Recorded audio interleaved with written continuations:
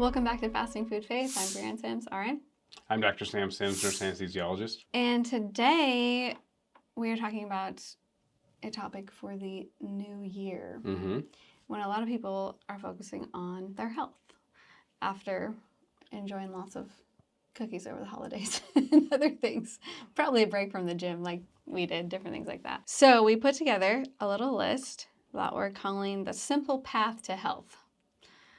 Because there are simple things that you can do, just changing your everyday routines and stuff to improve your health exponentially with just simple things. Yes, and these are all things that we've incorporated into our lives that we found to be successful when we add them in, and if we feel a lot better. And obviously it's based on evidence-based research, but actual practical and our own application. Yes. Research, these come from lots of research that we've done and applying it in our own lives, basically. Applied research. Applied research, yes. So, diving right in. Number one, you'll never guess. I'm going to go, probably starts with an F. Fasting. Fasting. Imagine that. Oh, what? Shock. Yep. Shock and awe. Cue the shock and awe. Fasting at least one time a week. We recommend at least one 24-hour fast a week to give your body time to rest and receive all of the exponential benefits of fasting, physically, mentally, emotionally. Yep. And one of the interesting researches on this particular subject, it was actually people who only fasted 24 hours once a month. And they had a group of individuals, it's a group of actually Mormon individuals, so they don't drink, they don't smoke, so they have a very similar diet. But one of the things that they do differently is Mormons will fast one Sunday a month for 24 hours. They'll do a 24-hour fast. And they actually do a dry fast, typically, where they won't eat food or water for 24 hours. And so they looked at a group of individuals that had previous cardiovascular problems, and then they followed them over the next year or two. They found a group of individuals that were Mormons that had the same kind of diet routine that didn't fast once a month, and the other ones that did fast, just one 24-hour month. And the people that fasted one 20-hour fast once a month had better cardiovascular outcomes than the individuals that did not. Yeah. Just once a month. So we recommend at least once a week. Right. Because fasting improves your cardiovascular health. Your mental health, your digestive resets your gut, it starts autophagy. Health, your immune health. Yep. Autophagy prevents cancer, diabetes. The list is endless. Well, and medications actually, there's a lot of prostate medications that most men in their 40s or 50s start to get put on, and the way they actually work is the prostate gets bigger, and then people have a hard time going to the bathroom and all these other kind of problems. But the way they actually work actually stimulates autophagy in your body. Right. Yeah. Which you can do naturally through fasting. Through fasting. So, So you can improve your health as you age with fasting. Yeah.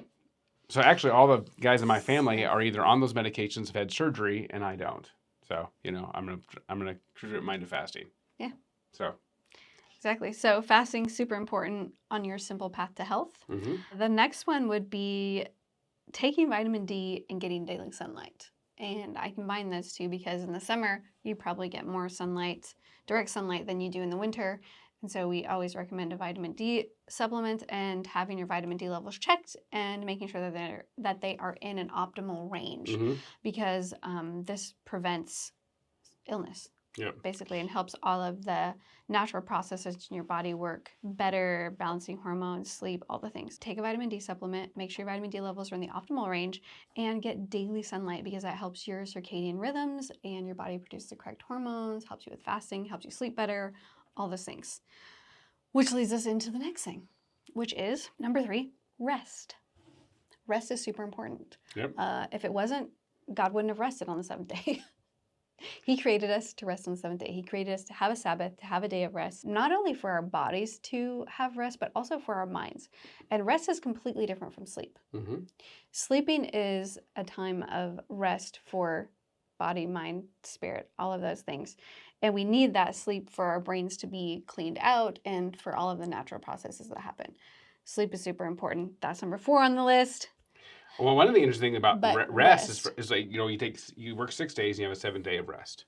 They've actually had cultures that have tried to make people work for 10 days and have a day of rest and try to shift the work week. And I know it happened in France, and it actually might have been the reason why the French Revolution happened. It's because people did not get enough rest, and they went crazy. Yeah. And then they pushed it. I'm not 100%, I got to double check on that. But I do know it happened in France, and every culture that has tried to shift away from God's actual plan and not make it a 7 days of 6 days of work and rest has had a revolt. Yeah, exactly.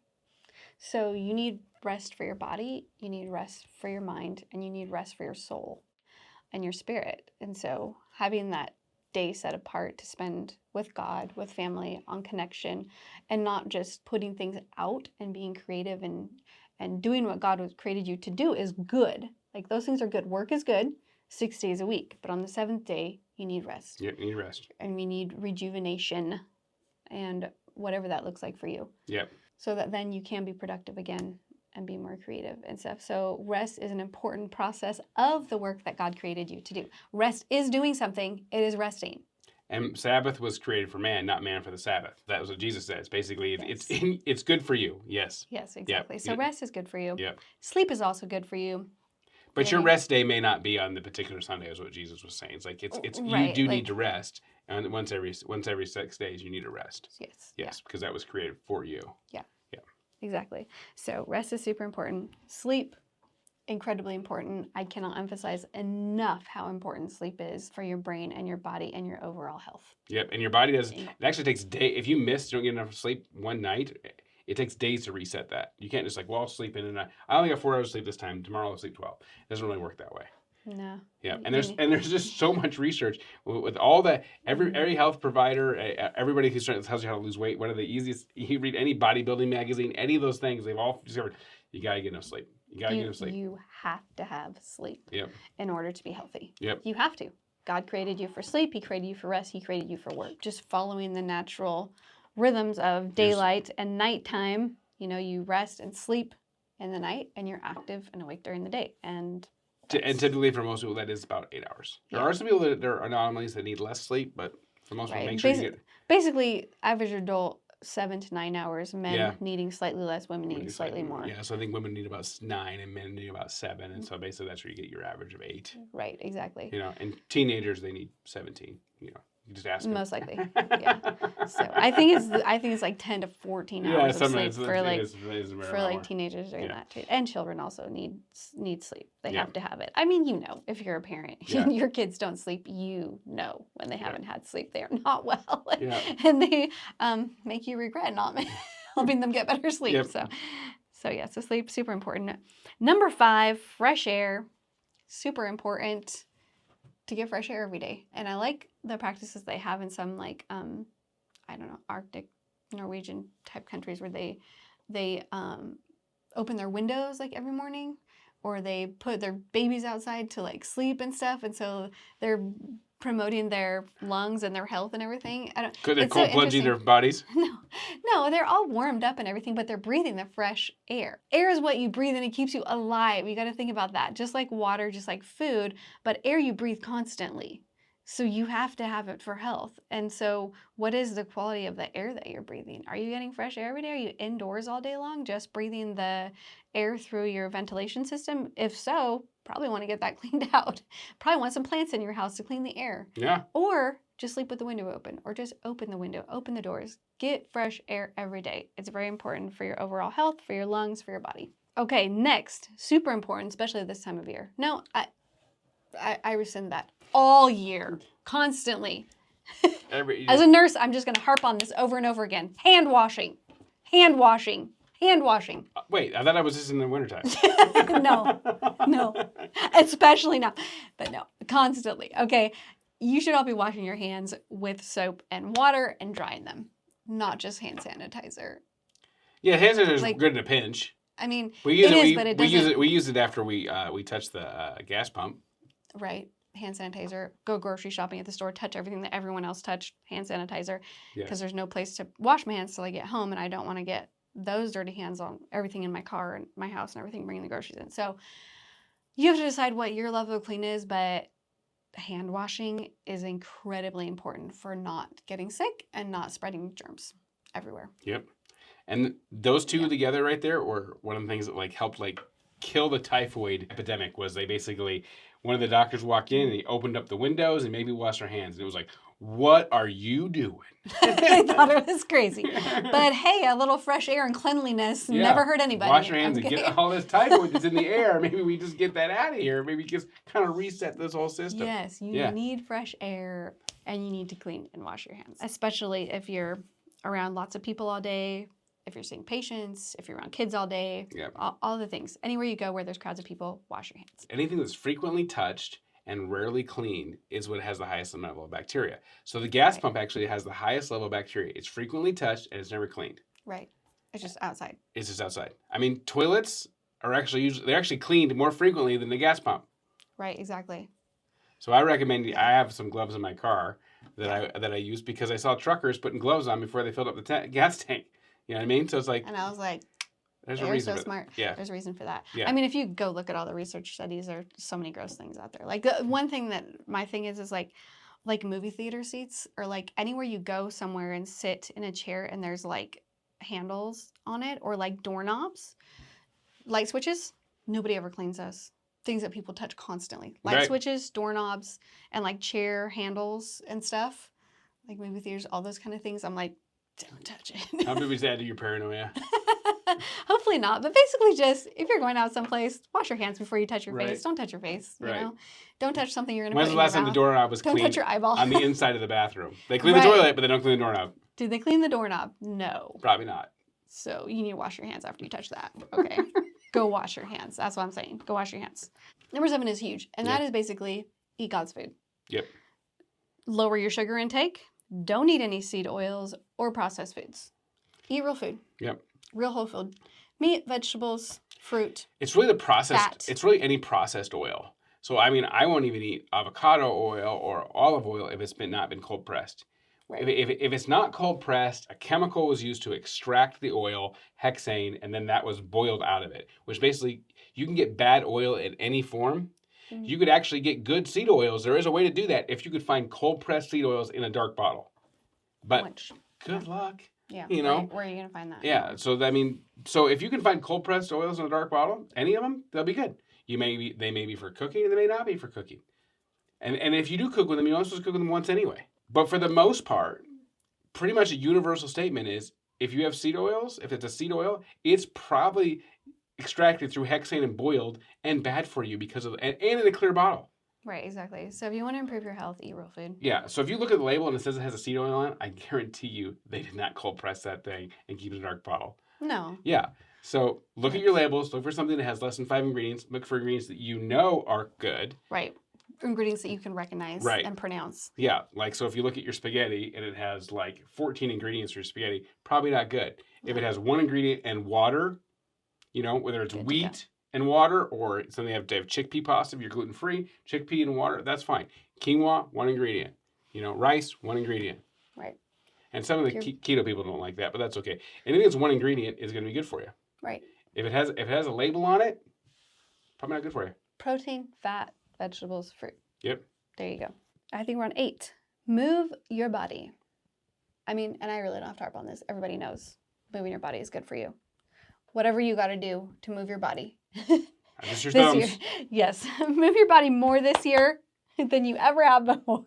Okay. Yeah. If you know you're going to be on your phone or your laptop or whatever for however long time, maybe do it on the treadmill, maybe do it walking around the block. I don't know, but take breaks with whatever you're doing. Do some squats, move around, lunge, take breaks to dance, you know, move your body. That also improves your mental health. Yeah, you can stand up, walk. You can get a standing desk if you need to. You can have a seat. One of the ball seats. Yeah, you know body weight exercises, great. Any way that you can move your body is going to improve your overall health and your longevity. I mean, they did studies that just one like 10, 15-minute walk a day increase your life expectancy like 7 years. Well, if you walk briskly, if you just walk briskly, you never lose any weight. Just walk briskly, that can increase your lifespan between 7 to 10 years. That's it. Yeah. If you do incredible results with such a simple thing. Yeah. The other thing that's kind of interesting, like how much workout do you actually have to do? They did this one study. I'll have to find it, but it was amazing where they just basically they had people that had a bike, you know, one of those you can use your arms and legs bikes, you know.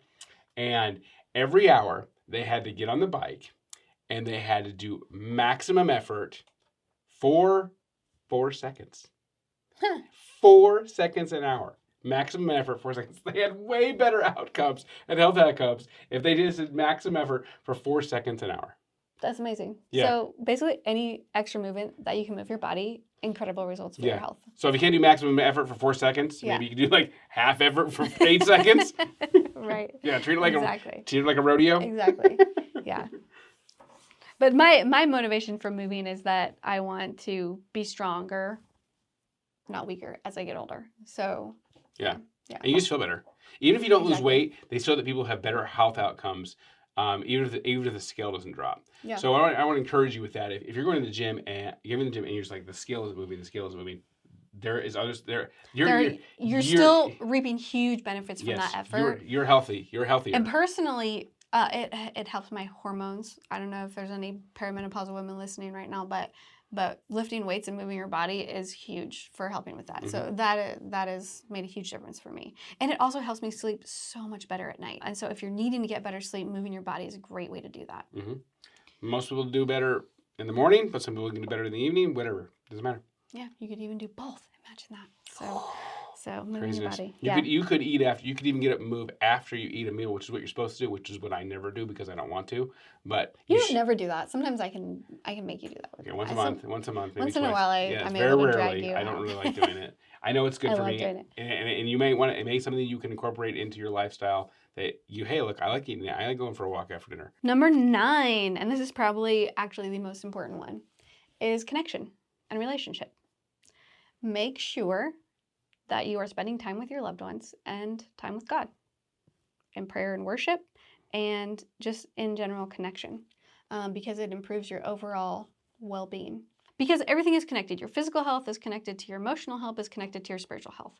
And so when one of those things is not doing well, the rest kind of fall down the same pattern, Mm-hmm. Keeping that in mind, you need to spend time connecting with God because He is the source of everything for us, of everything good. And if we're filling ourselves with Him, then we're not filling ourselves with the world, cause destruction in our lives. So your connection with God, number 1, and then connection with loved ones. And there's been a lot of research done on this, on just having relationship with people and how much it improves your overall health and how long you live. Actually, there's been studies done on women who do life together and just are in groups and just have more community. They live longer than men who don't have any community. Yep. And so if you don't have a community, find one. Ask God for friendships and community and loved ones and people that you can spend your time with, and make the effort to spend time with them because you can't take anything in this world with you except for other people. So focusing on eternity, your relationship with God, your relationship with others, because that's who you're spending eternity with. That is the most important thing on this list. It's probably why men die right after their wives die, because their only friend dies. I am not your only friend, but I do make you go out with friends. All right. Yeah. So but also the person that there's makes sure all your pills are put in the right little order and that kind of stuff. There's a reason why God said it's not good for Adam to be alone.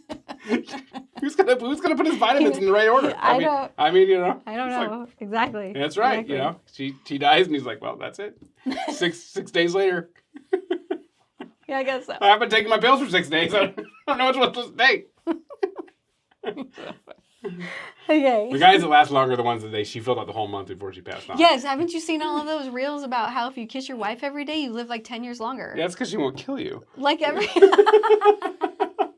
There's got to be some science behind that, okay? We know there's science behind hugs. Give hugs away. Yeah, get hugs from people. Yeah, hug your kids. Hug your dogs. Hugs are important. Yeah. You need that human connection. Talk about dogs. Dogs can tell when you love them, right? Wasn't that something about that? Yeah, I just read that somewhere that dogs can feel when you love them because it releases the oxytocin, and they can smell it on you. The oxytocin that's releasing, and so it makes them feel even more loving towards you. But not cats. They just hold you in disdain. Do you? No, I don't know if cats have the same sense of smell, so they probably. I can't think speak they on probably that. do.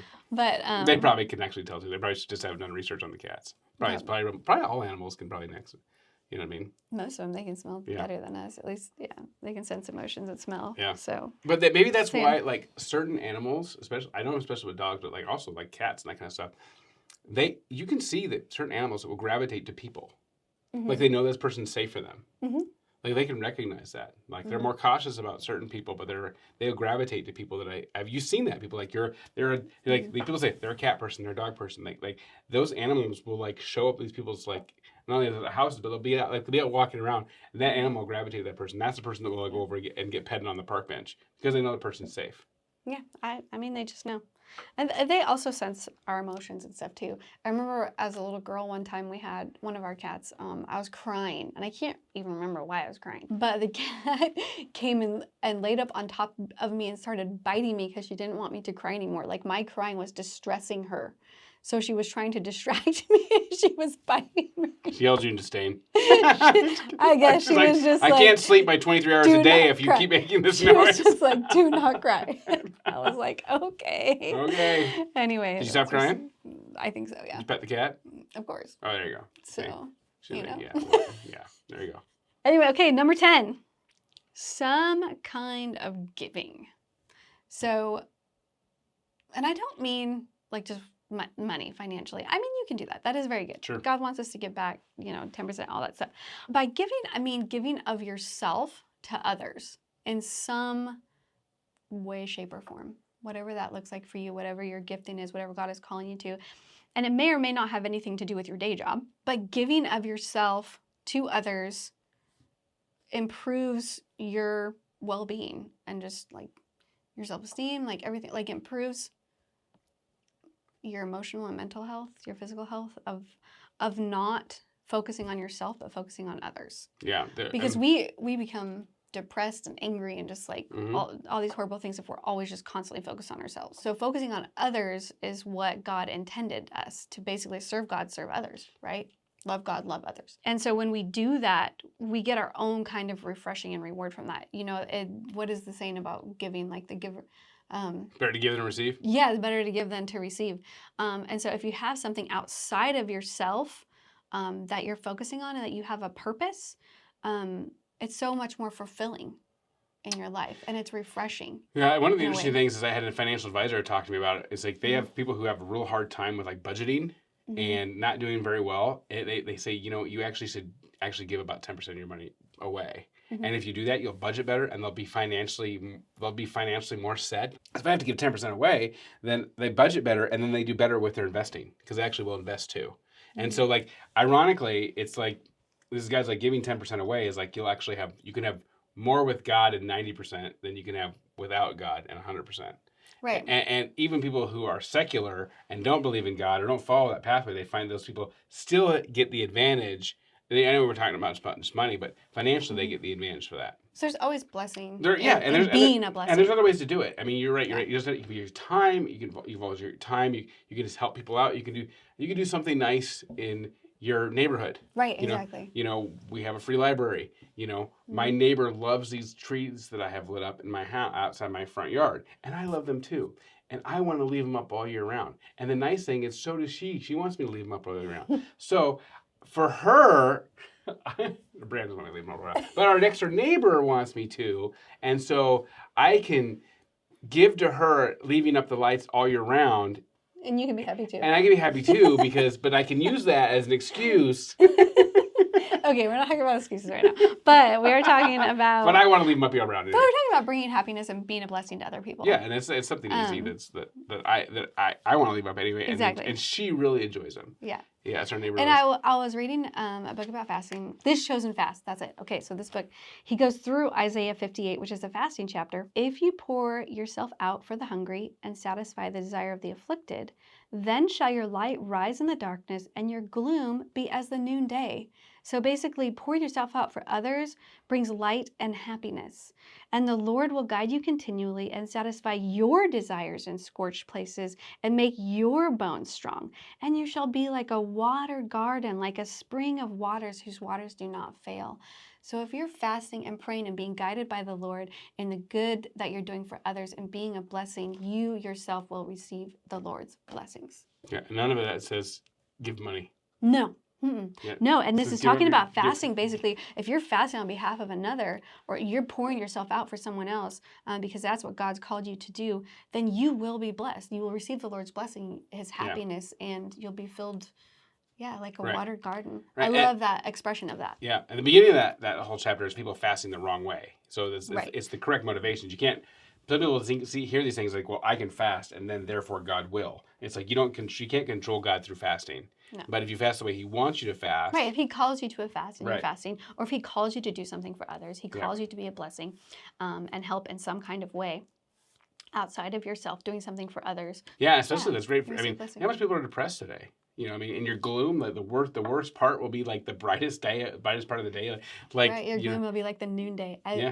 I Yeah. love that idea because I love the brightness of the sun in the Yeah. afternoon, the warmth Yeah. that it gives. You feel happy Yep. when you're in the sunlight, especially when you're in God's light. Yep. And walking in the light. So yeah, so that's it. That's a simple path to health. All things that we do and Fast, vitamin D, rest, sleep, fresh air, wash your hands, decrease the amount of sugar intake, don't eat bad oils, no processed foods, move your body, connect with God, and give of yourself. Right, and connect with your loved ones. Yeah. Such simple things that can bring so much health and so much healing into your life. So if this helped you in any way, we would love it if you shared it with your family and friends.